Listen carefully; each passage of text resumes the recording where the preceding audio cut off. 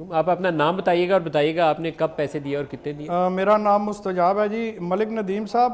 جی سر، جی سر،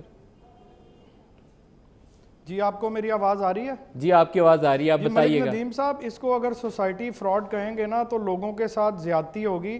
آپ اس کو کہیں کہ یہ بہت بڑا فائنینشیل میسیکر ہوا ہے، یہ معاشی قتل عام ہوا ہے لوگوں کے ساتھ۔ 10 سال ہو گئے لوگوں نے پلاٹس کے پیسے دیے ہوئے، 10 سالوں میں پراپرٹی کی قیمت 5 ٹائم انکریز ہو گئی ہے۔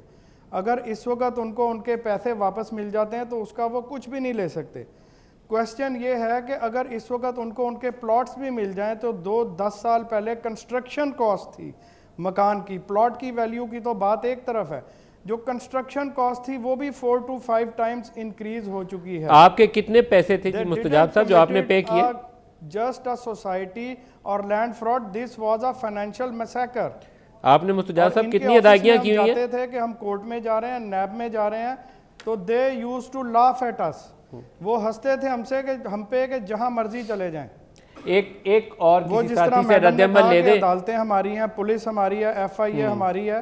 پروڈیوسر صاحب یہ آواز روکیے گا، آواز روکیے گا، کسی ایک اور ساتھی سے رد عمل لے دیں تو پھر ہم آگے گفتگو بڑھائیں گے۔ کوئی ایک اور بتا دیں اپنا مسئلہ۔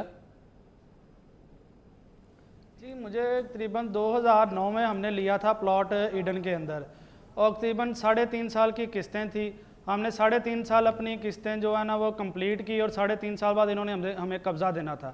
اور آج جب میں نے یہ پلاٹ لیا تھا تب میں شادی شدہ نہیں تھا، بچہ تھا، ینگ تھا، جو میں کماتا تھا لا کے قسط ان کو دے دیتا تھا، اپنے گھر میں کچھ بھی نہیں کرتا تھا، ساری قسطیں ان کو دے دی ہیں۔ میری جو بھی جمع پونجی ہے تقریباً کوئی 20 لاکھ روپیہ میں ان کو دے چکا ہوں۔ میری زندگی کی اب تک کی ساری جمع پونجی میں سب کی سب ایڈن کو دے چکا ہوں، اور میرے پاس کچھ بھی نہیں ہے، اور خالی فائلوں پہ انہوں نے ہمیں رکھا ہوا ہے، فائلیں ہمیں دی ہوئی ہیں، اور وہ فائلیں نہ کوئی خریدتا ہے نہ کوئی بیچتا ہے، کسی کھاتے میں نہیں ہے وہ۔ اور خان صاحب سے ہمارا یہی مطالبہ ہے کہ خان صاحب آپ ان کو گرفتار کر کے لائیں، جب یہ جیلوں میں جائیں گے تو یہ اپنی پراپرٹی جو ان کی 22 ارب کی ادھر پڑی ہوئی ہے وہ بیچیں گے اور ہمیں یہ پیسہ دیں گے۔ آپ کو کیسے پتہ ہے کہ ان کی 22 ارب کی پراپرٹی ہے؟ نہ نیب ہمارا کچھ کر سکتا ہے اور نہ ہی کوئی اور ادارہ۔ آپ کو کیسے پتہ ہے ان کی 22 ارب کی پراپرٹی وہاں پڑی ہوئی ہے؟ کوئی ایسی پراپرٹی ہے ان کی جو آپ آئیڈینٹیفائی کر سکتے ہیں؟ نیب نے ہمیں بتایا ہے کہ ان کی 933 پراپرٹیاں جو ہے نا وہ نیب نے جو ہے نا وہ سیل کی ہوئی ہیں، اور ان کی مالیت 22 ارب روپیہ بنتی ہے،